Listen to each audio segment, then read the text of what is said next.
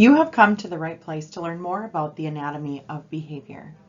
In this short video, we are going to discuss the anatomy of behavior and ways in which staff and students respond.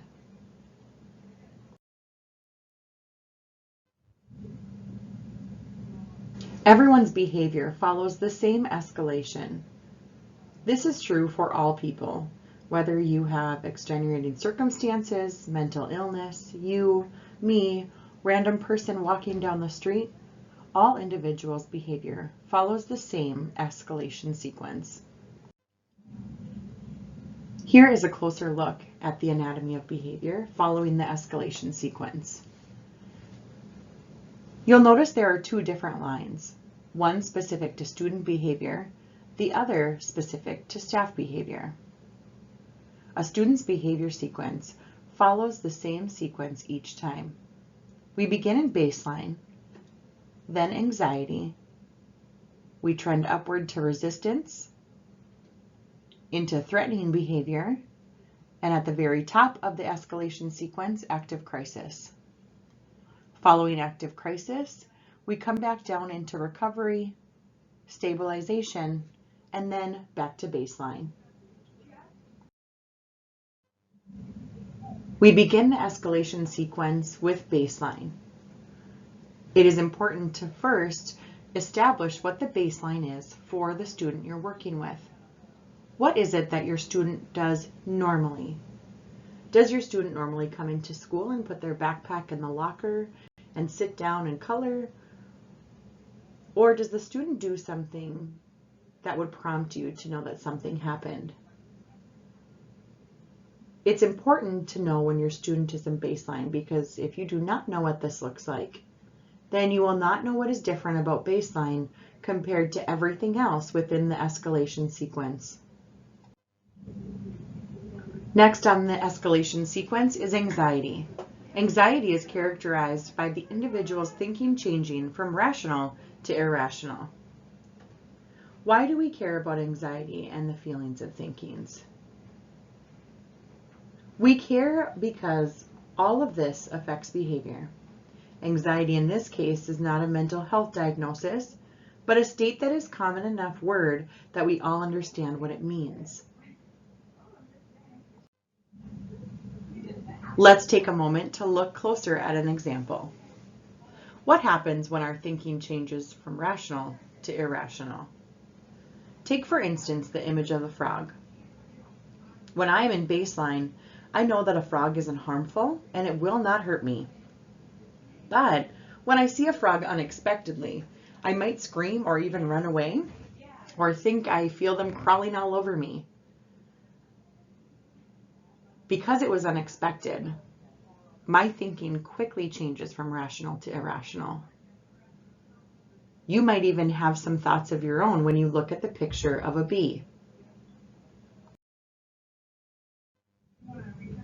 What is it called when we see the image of the bee? For some, that is called the trigger. It's also known as the antecedent. Antecedents can look very different for our learners. Sometimes when students hear specific words or prompts, that might trigger them to have some anxiety. When students hear the word work or, okay class, it's time to go to the library, or it's time to get dressed for recess, even statements such as these can be triggers for student anxiety.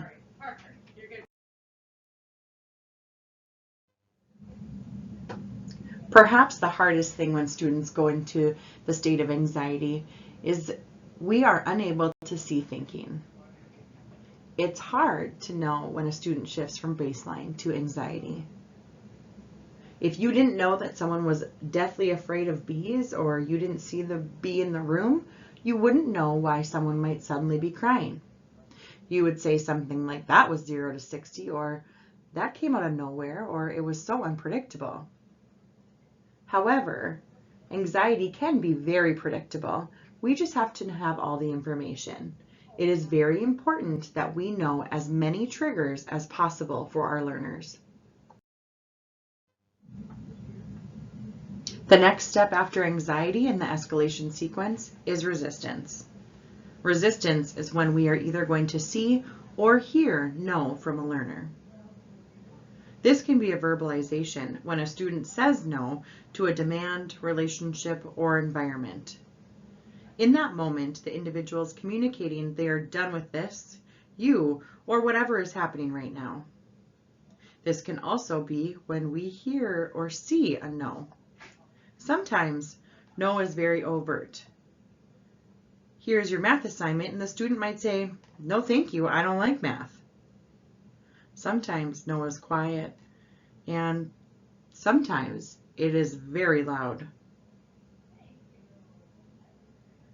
Students can also say no by starting to negotiate with you. No comes in many different forms. It is very important to know your student's version of no. It's helpful to know it because otherwise you might think the student is in baseline, and then we end up reinforcing the negotiating and not recognizing the resistance.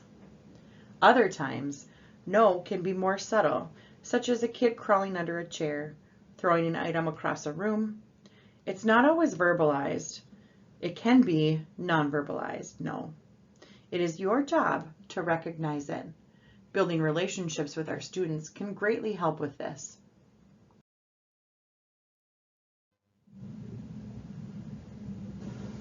Next on the escalation sequence after resistance is threatening. This is a form of increased agitation. The difference between a no at resistance and a no at threatening is because we're still saying no, but it goes from internal, or a state by self, such as the student under the desk or kids throwing an item. In threatening, it starts to go outward. In threatening, the escalation would be a student throws an item and then pushes over a table. This is more intensive behavior. It is more disruptive to the learning environment. In threatening, the student is not just escaping what they don't want to do, but they're engaging the environment around them in this as well. And shortly after threatening, we find ourselves with the big stuff. This is active crisis. This is at the very top of the escalation sequence. It includes major physical aggression, object aggression, and elopement of the learning environment. While the length of active crisis may vary, following that is recovery. This is the next step on the escalation sequence. This is when students start to come back down. Both threatening and active crisis can be very draining.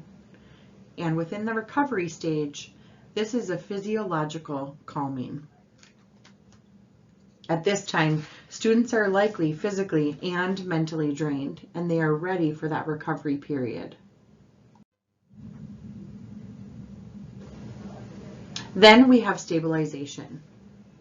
During stabilization is where the learner's thinking turns back from irrational to rational.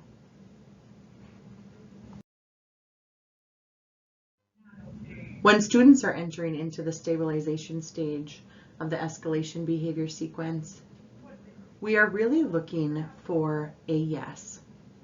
When students give us a verbal or nonverbal yes, we know that their thinking has turned from irrational back to rational.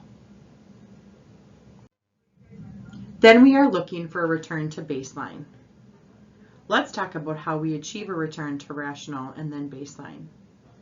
Within stabilization, we are looking for thinking to return to rational. This is where we might prompt or probe the student for a response. We could say things such as, turn and look at me, or let's take 5 deep breaths. This is not to say that taking 5 deep breaths is a magic answer, and those 5 deep breaths will calm someone down. But if the student is willing to do the 5 deep breaths, this indicates that they are willing to engage with you again. Students might nod their head. They might stand up and start walking with you. All of these things are a student saying yes, and that return to baseline can be achieved. Now that we've taken a close look at the escalation sequence, let's get to the most important work within all this. What do we, as staff, do within the escalation sequence?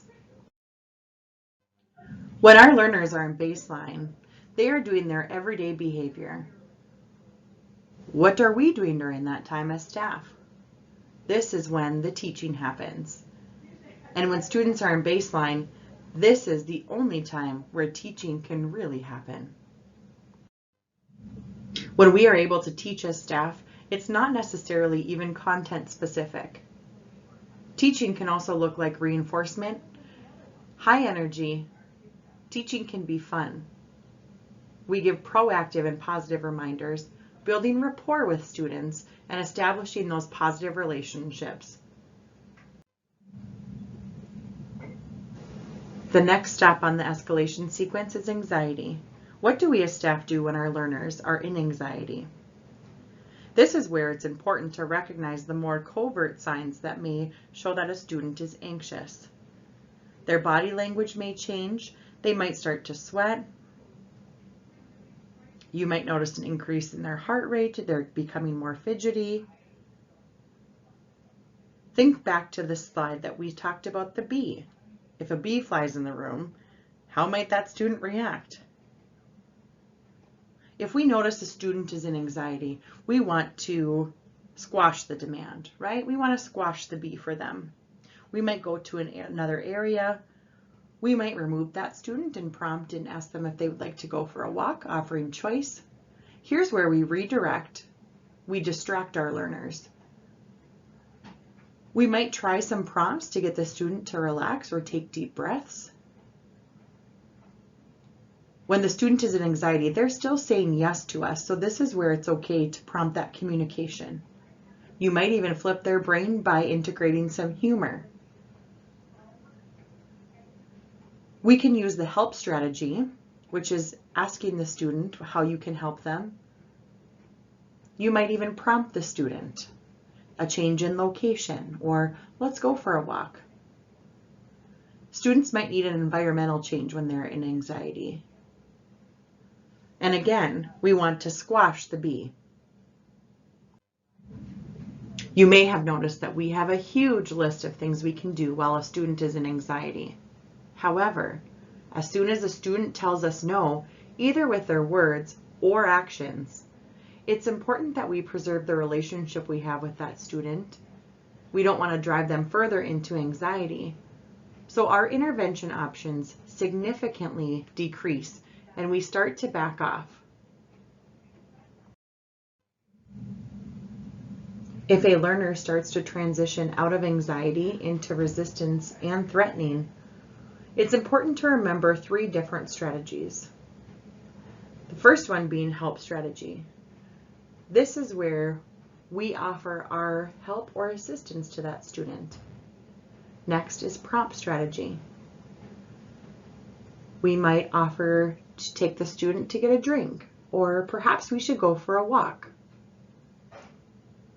One of the most important strategies that we can use is the wait strategy. The wait strategy can perhaps be the most uncomfortable, as you may feel like you're not doing your job. However, if a student is escalating in behavior, the wait strategy is the most important job. When in doubt, wait it out. When a student is in resistance, we do not want them to stay stuck in resistance. We'd like to get them back to that anxiety and then return to baseline. Within resistance, we are looking for some version of yes. Until we see or hear a yes, we are stuck. But remember, a yes can be verbal or nonverbal.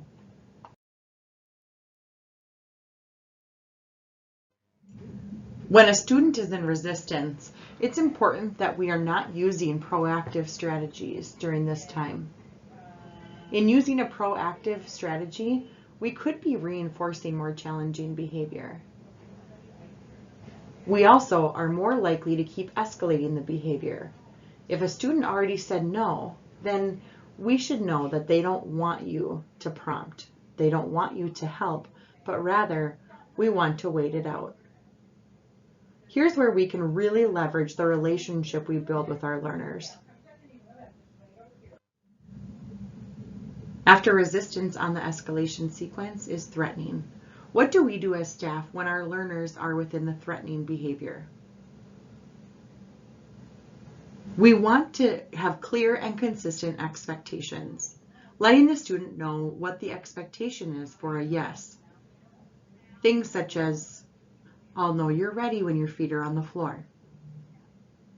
It's also important to take a look around us, modifying the environment if we need to. We want to remove any dangerous objects, block dangerous access or exits, and when in doubt, wait it out. While waiting, you can focus on cleaning different parts of the room, clearing away space for a calming area, and continue removing those dangerous objects. We are continuing to wait for a yes during the threatening stage as well. Following threatening behavior, we have the very top of the escalation sequence known as active crisis. When responding to a student who is in active crisis, we want to ensure that we have the safety skills needed. This is where someone from the office who is safety care trained will be called in. We might also call upon our building emergency response team or BERT team to respond. Following the intensive behavior of active crisis, we enter into recovery. During recovery, we are waiting and we are still expecting a yes from the learner.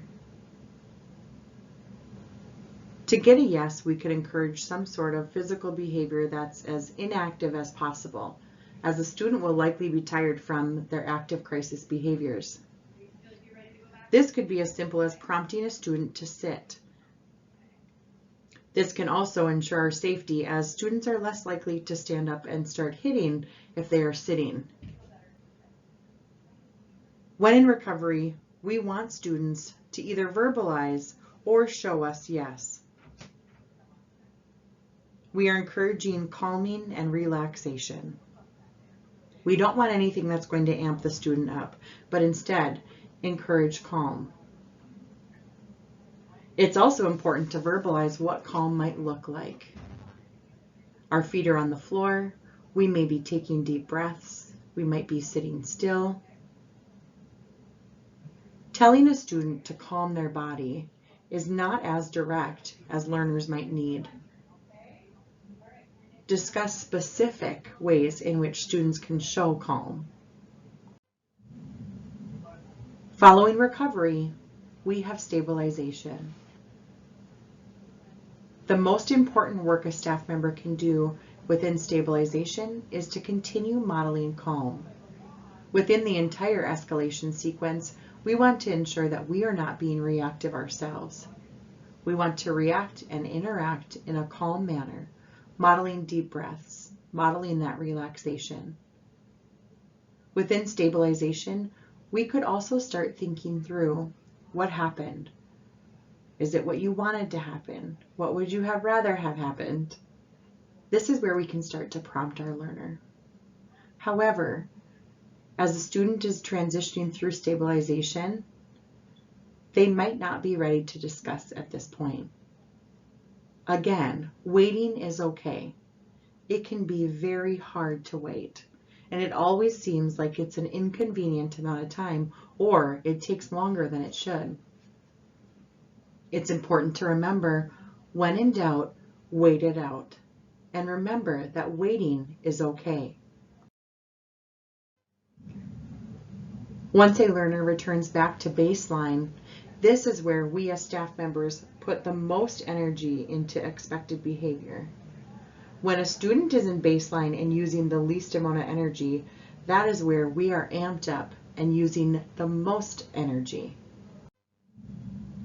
Coming back to the overall escalation sequence, you may notice that the student behavior line, which starts lower in terms of energy, amps up as they move up the escalation sequence into active crisis, and then their energy level decreases as they come back through recovery, stabilization, and baseline.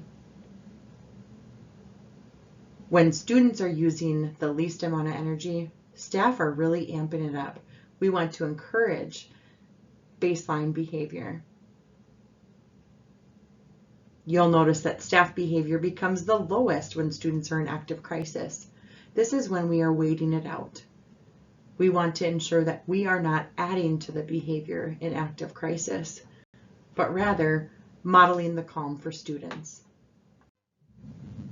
When little people are overwhelmed by big emotions, it's our job to share our calm, not to join their chaos.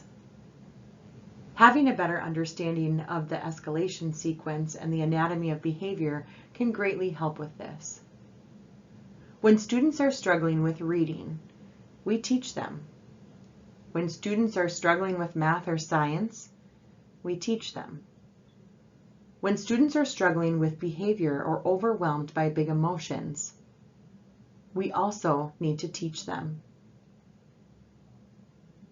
One great reminder is that we get the behavior we pay the most attention to. Continue to focus on the positive and aim for baseline with all of our learners.